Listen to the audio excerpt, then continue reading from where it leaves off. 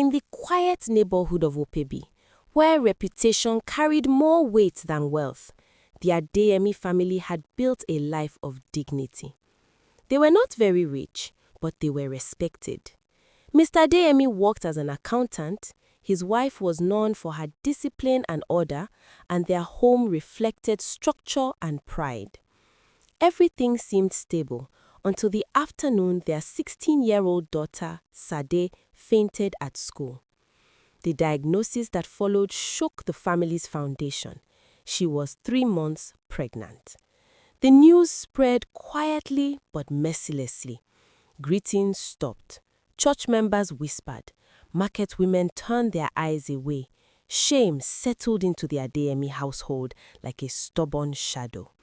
Mrs. Adeyemi could not bear the humiliation. The solution was swift and silent.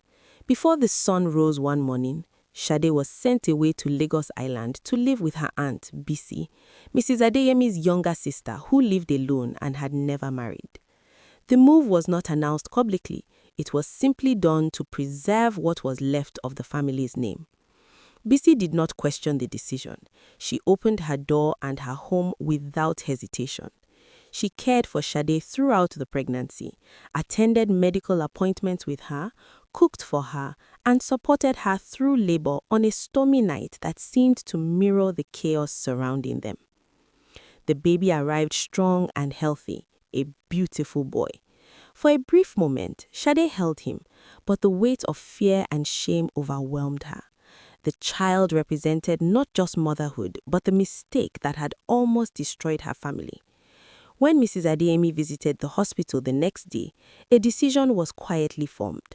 Since Bisi was alone and childless, and since Sade needed to return to school and rebuild her life, the baby would remain with Bisi. There were no official ceremonies, no legal formalities, just an agreement built on necessity and hope. The child was named Daniel. When Sade left weeks later to resume her studies, she walked away without turning back, while Bisi stood at the gate holding the infant who would soon reshape her world. Years passed steadily. Bisi eventually married a kind bank officer named Kunle. Together they built a modest, loving home. They tried for children of their own, but none came. Doctors were consulted, treatments attempted, and prayers whispered in quiet corners, yet Bisi's womb remained empty. Despite this, Daniel flourished. He grew into a tall, intelligent, gentle boy who carried himself with confidence. He loved the woman he knew as his mother deeply. She attended school events, nursed him through childhood illnesses, helped with homework, and watched him grow from toddler to teenager. At 15, Daniel was the center of their small world. Then Sade returned. She no longer looked like the frightened teenager who had once left in disgrace. She arrived in a polished car, dressed in fine clothes, her appearance suggesting stability and success. She was now married to a businessman and lived a comfortable life. But beneath her carefully maintained exterior lived exhaustion and anxiety. Her marriage, though financially stable, had been shaken by one painful truth. She had been unable to conceive after 8 years. Her husband's family had begun to question her worth, whispering doubts about her fertility. In desperation to save her marriage, she confessed to her husband that she had borne a child in her youth. The confession, meant to reassure him of her ability to conceive, became a demand. Her husband insisted on seeing the boy, and so she returned, not simply out of longing, but out of necessity. When Sade told Bisi she had come to reclaim her son, the air in the house shifted. What had once been unspoken gratitude turned into visible tension. Bisi reminded her, calmly but firmly, that motherhood was not only about blood, but about presence. For 15 years, she had carried the responsibility alone. She had been there for the fevers, the school fees, the tears, the laughter. Sade, overwhelmed by fear of losing her marriage and by years of suppressed guilt, lashed out. Her desperation fueled her cruelty. In front of watching neighbors, she accused Bisi of being barren by some hidden fault and implied that her inability to conceive was punishment. The insults escalated until anger overtook restraint and she slapped her aunt. The sound stunned the gathered crowd into silence. Unbeknownst to them, Daniel had arrived home in the middle of the confrontation.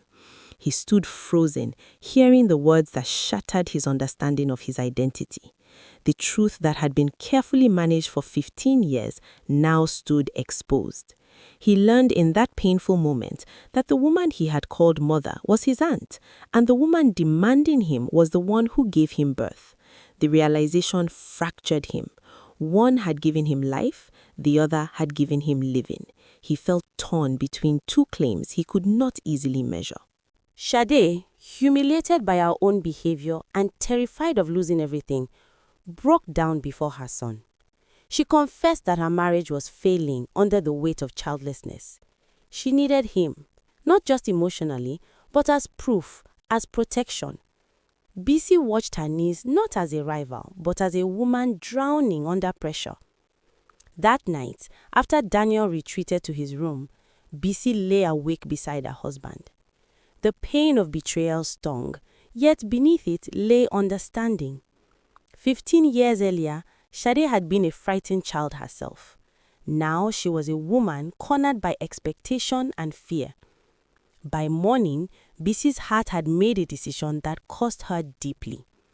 When she met Sade again, there was no anger left in her voice.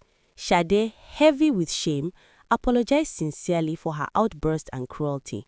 She acknowledged the years her aunt had sacrificed and begged for forgiveness. Bisi saw genuine remorse in her eyes. She agreed to let Daniel go, not because she was forced, but because she refused to let bitterness define her motherhood. She reminded Sade that a child was not an object to shield a failing marriage, but a living soul deserving love. The decision was painful, but peaceful. Daniel packed his belongings quietly. His farewell hug lingered long, filled with unspoken gratitude. Though he left physically, he did not withdraw his affection. The house grew painfully quiet after his departure. The routines built around him vanished. Meals were smaller, evenings stretched longer. Yet surprisingly, resentment did not grow in Bisi's heart. Instead, a strange calm settled. She had done what she believed was right, even at great personal loss. Months passed in this quiet adjustment, until one morning she experienced dizziness and fatigue. At first she dismissed it as age, but her husband insisted on medical consultation. At 50 years old, the possibility seemed absurd. The doctor's confirmation stunned them both. She was pregnant. There had been no miracle intervention, no dramatic spiritual sign, only timing, biology, and perhaps the easing of a burdened heart. The years of infertility had not been a permanent sentence. As her pregnancy progressed, Sade became increasingly involved in her aunt's life. Having stabilized her marriage through Daniel's presence, she now approached Bisi with humility rather than pride.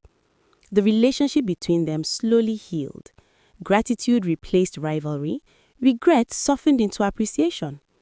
When Bisi finally gave birth to a healthy baby girl at 51, joy filled the same compound that had once witnessed accusation and humiliation.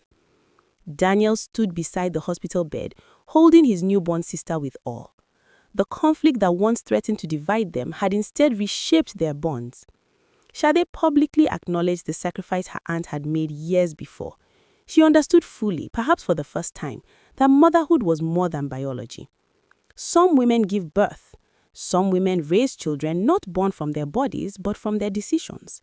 And sometimes, the woman who stays, the one who loves without certainty, who sacrifices without applause, discovers that life has been quietly preparing a blessing for her all along.